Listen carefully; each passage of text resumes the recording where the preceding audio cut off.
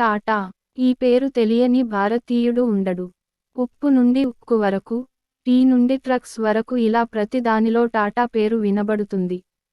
23 లక్షల కోట్ల రూపాయల విలువతో, సుమారుగా 8 లక్షల మంది ఉద్యోగులతో మన దేశంలోనే అతిపెద్ద వ్యాపార సామ్రాజ్యంగా టాటా కంపెనీ మొదటి స్థానంలో నిలిచింది.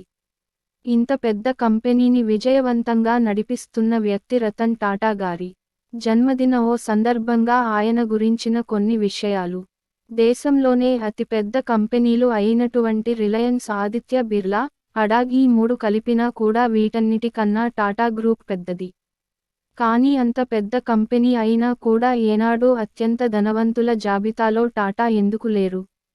అలాగే సుమారుగా 150 ఏళ్ల చరిత్ర ఉన్న ఈ టాటా గ్రూప్ గురించి, దానిని నడిపించిన రతన్ టాటా గురించి నెక్స్ట్ వీడియోలో తెలుసుకుందో.